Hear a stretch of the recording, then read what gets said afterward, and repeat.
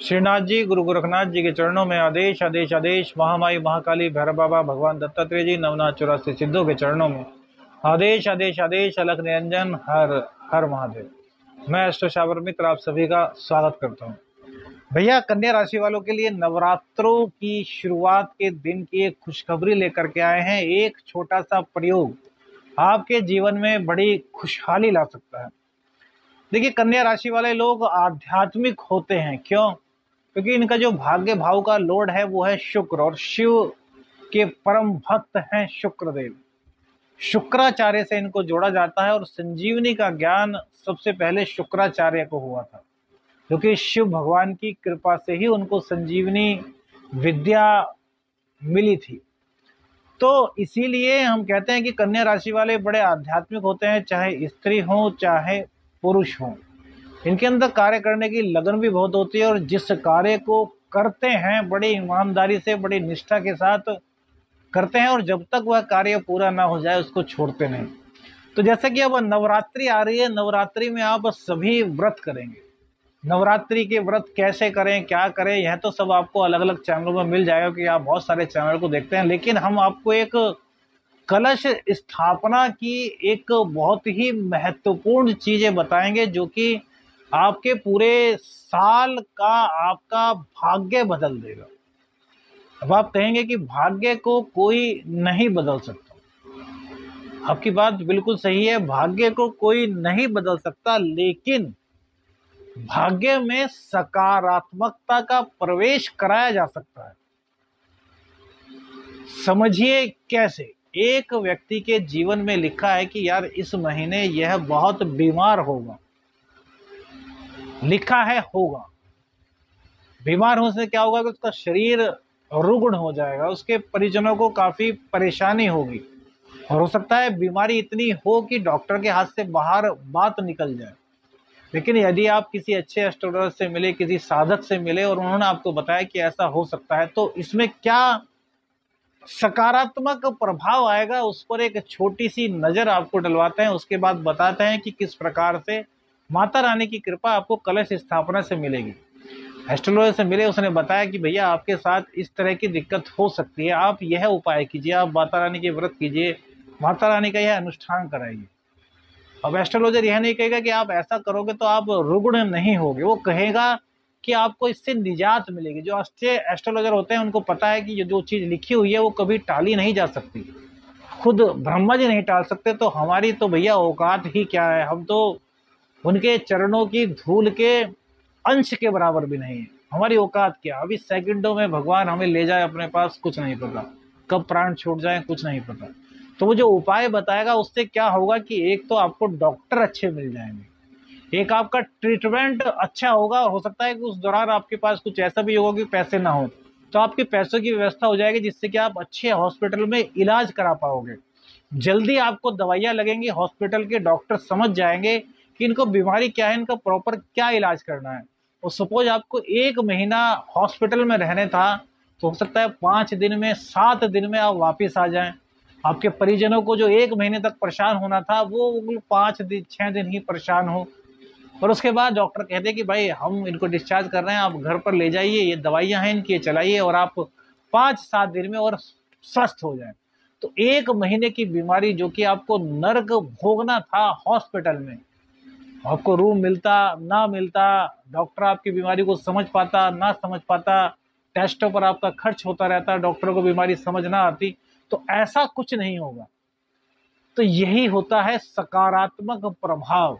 यदि बात दिल को छू गई हो, दिमाग को छू गई हो और अच्छी लगी हो, तो भैया जरूर बताइए, क्योंकि हम किसी किताब से ना तो कोई उदाहरण लेते हैं और ना ही कहीं से देखते हैं। जो गुरुमुख का ज्ञान है, जो साधनाओं से ज्ञान प्राप्त हुआ है, उसी को आपके साथ साझा करते हैं। तो जो कलश स्थापना करेंगे, जिस वक्त आप करते हैं उसकी वीडियो आप कहेंगे तो बना देंगे, लेकिन वो हमारा मुद्दा नहीं है। तो कलश स्थापना करते समय सबसे पहले तो एक ध्यान रखिएगा कि जब कलश आप बाजार से लाते हैं, तो उसको वहीं पर आप चेक कर लीजिए कि कहीं वो खंडित तो नहीं है। घर पर ला करके कलश को धोना नहीं चाहिए। सबसे पहली बार बता रहे हैं, कुम्हार से आप जिससे लाते हैं उनसे कहिए वहां पर यदि वो अपने आप धो करके उसमें पानी भर करके चेक करके देता है, वो एक अलग बात है। लेकिन आपको घर पर लाकर उसको धोना नहीं है सबसे बड़ी बात, क्योंकि आप बाजार से नया कलश ला रहे हैं। यहाँ श्रद्धा है, मंगल है यहाँ पर, ध्यान रखिएगा। अष्टम भाव आपका, छठा भाव, तृतीय भाव, अग्नि तत्व आ रहा है यहाँ पर, और माता रानी के लिए ला रहे हैं तो शुक्रदेव यहाँ पर शामिल है। तो सबसे पहले उस कलश में आपको क्या डालना है? सबसे पहले उस कलश में आप चारों तरफ स्वास्तिक बनाइएगा।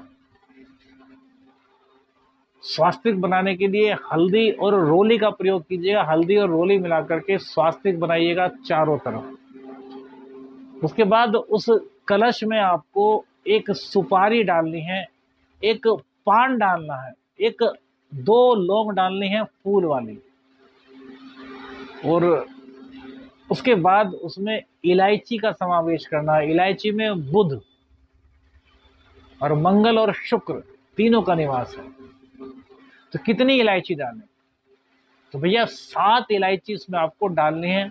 उसके बाद आपको उसमें थोड़ा सा गंगा जल डालना है या चंद्रदेव, और उसके बाद उसको आप शुद्ध जल से भर दीजिए। अभी बात यहीं पर भी खत्म नहीं हो जाती। यदि 9 के 9 ग्रहों को आपको माता रानी की कृपा से बैलेंस करना है, 9 के 9 ग्रहों की कृपा आपको प्राप्त करनी है, यहाँ पर प्रत्यक्ष रूप से बुध देव को विराजमान करना है। अब पंच पल्लव की आवश्यकता होती है। पंच पल्लव, तो पंच पल्लव में 5 वृक्षों के पत्ते बताए गए हैं, लेकिन आप शहर में रहते हैं तो यह संभव नहीं है।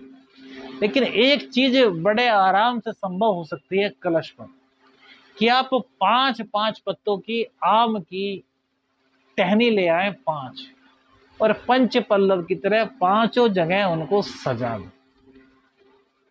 उसके बाद उस पर कलश स्थापित करें। यह हो गया हमारा कलश स्थापित। लेकिन अभी एक चीज की कमी रह गई है। क्या? छोटे छोटे 3 चुग्गे लेने हैं, दीपक लेने हैं। किसके? माटी के।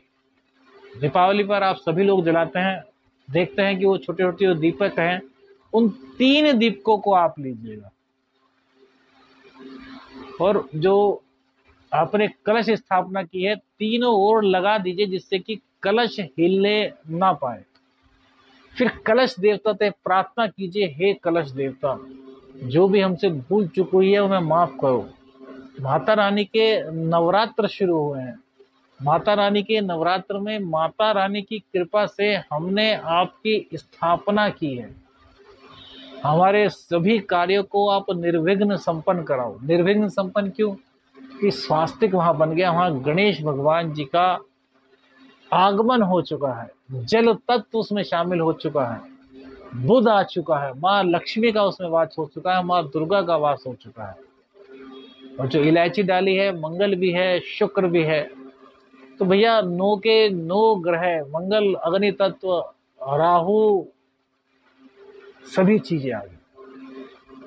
अब कलश देवता से प्रार्थना करके 108 बार यदि कर सकें तो कलश देवता को चुचकारिए। चुचकारने का मतलब कलश देवता को प्रणाम कीजिए, हाथ लगाइए, फिर ऐसे अपने माथे पर लगाइए। बस इतना करके देखिए भैया, इस साल की अपनी स्थिति को देखिएगा, और फिर यह उपाय करने के बाद अगली साल की स्थिति को देखिएगा। ग्रह दशा कितनी भी खराब हो, लेकिन आपके जीवन में प्रोग्रेस होगी। क्यों? क्योंकि यह वह विधान है जब माँ की कृपा से हम 9 के 9 ग्रहों को आह्वान कर रहे हैं और उनसे विनती कर रहे हैं कि हे प्रभु, जो भी दिक्कतें हैं उनको समाप्त कीजिए, हमारे घर में सुख शांति का वास दीजिए। और वहीं बराबर में माता रानी विराजमान होंगी, सांझी माँ विराजमान होंगी, उनका परिवार लगेगा, टिकली, तोते, सांझी वगैरह। तो माँ की कृपा आपको मिलेगी। रोजाना माँ को, और कुछ बनाए ना बनाए, माता रानी को खीर, और खीर में थोड़ा सा केसर डाल करके भोग लगाए। अब आप कहेंगे व्रत है, तो भैया मखानों की खीर भी बन सकती है। मखाने नहीं ले सकते, थोड़ा दूध लेकर के उसको कढ़ा लीजिए, रबड़ी टाइप बना लीजिए चीनी डाल करके, और थोड़ा सा उसमें केसर की 2 गलियां डाल करके माता रानी को रोजाना भोग लगाएं। फिर देखें माँ की कृपा कैसे बरसती है। आदेश आदेश अलख निरंजन, हर हर महादेव।